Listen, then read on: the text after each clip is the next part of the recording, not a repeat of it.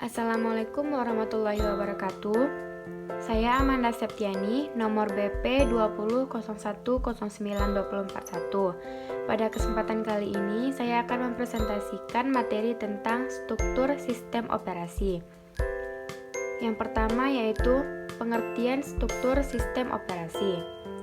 Struktur sistem operasi adalah suatu sistem operasi modern yang besar dan kompleks, sehingga strukturnya harus dirancang dengan hati-hati dan seksama supaya dapat berfungsi seperti yang diinginkan, serta dapat dimodifikasi dengan mudah.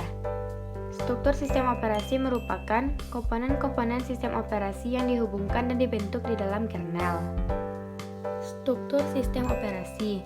Yang pertama ada struktur sederhana, yang kedua layered operating system, yang ketiga microkernel, yang keempat modular, yang kelima virtual machine, yang keenam ada Java virtual machine, yang ketujuh bootstrap ladder.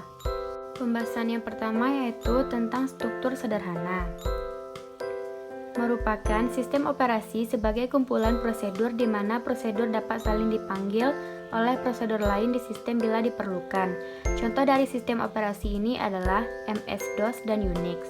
Kelebihan struktur sederhana yaitu layanan dapat dilakukan sangat cepat karena terdapat di satu ruang alamat. Kekurangan struktur sederhana yaitu pengujian dan penghilangan kesalahan sulit karena tidak dapat dipisahkan dan dilokalisasi. Yang kedua yaitu layer operating system. Layer adalah implementasi dari objek abstrak yang merupakan enkapsulasi dari data dan operasi yang bisa memanipulasi data tersebut. Layer paling bawah disebut dengan hardware dan layer paling atas disebut dengan interface. Kelebihan sistem berlapis ini yang pertama yaitu menerapkan modularitas, yang kedua mempermudah debug dan verifikasi sistem, yang ketiga, layar pertama bisa debug tanpa menunggu sistem yang lain. Kekurangan dari sistem berlapis ini yaitu hanya bisa menggunakan service dari layer di bawahnya. Yang ketiga yaitu microkernel. Fungsi utama dari microkernel yaitu mendukung fasilitas komunikasi antara program user dan bermacam-macam layanan yang juga berjalan di user space. Komunikasi dilakukan melalui message passing. Keuntungan dari microkernel yaitu yang pertama, ketika layanan baru akan ditambahkan ke user space, kernel tidak perlu dimodifikasi.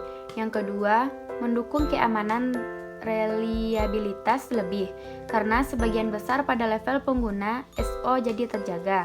Contoh dari microkernel yaitu True, NumPad, Unix, dan KeyInX.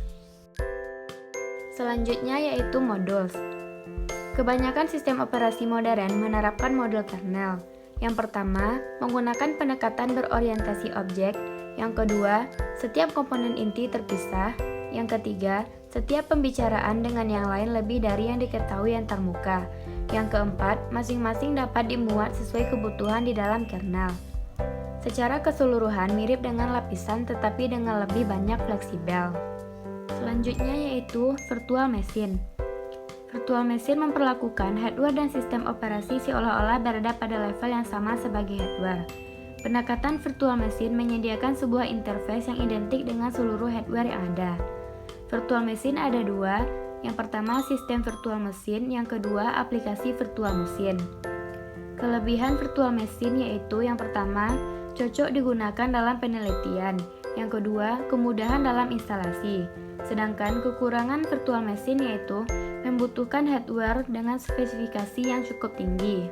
Selanjutnya yang keenam adalah Java Virtual Machine. Program Java yang telah dikompilasi adalah Platform Natural Byte Codes yang dieksekusi oleh Java Virtual Machine. JVM terdiri dari yang pertama class loader, yang kedua class verificator, yang ketiga runtime interpreter. JVM mendukung just-in-time compiler yang meningkatkan performance. Kelebihan JVM yaitu yang pertama dapat dijalankan di beberapa platform, yang kedua memiliki fasilitas pengaturan memori. Sedangkan kekurangan dari JVM yaitu penggunaan memori terlalu banyak. Yang ketujuh ada bootstrap loader. Sistem operasi harus dibuat tersedia untuk perangkat keras sehingga perangkat keras dapat dimulai. Saat daya diinisialisasi pada sistem, eksekusi dimulai di lokasi memori tetap. Firmware digunakan untuk menyimpan kode booting awal. Kelebihan dari Bootstrap Loader ini yang pertama yaitu dibangun menggunakan Less. Yang kedua, teknologi CSS yang sederhana dan mudah digunakan. Sedangkan kekurangannya yaitu belum mampu memberikan tampilan yang sesuai di semua web. Sekian materi dari saya. Apabila ada salah kata, mohon dimaafkan. Terima kasih buat yang sudah menonton. Assalamualaikum warahmatullahi wabarakatuh.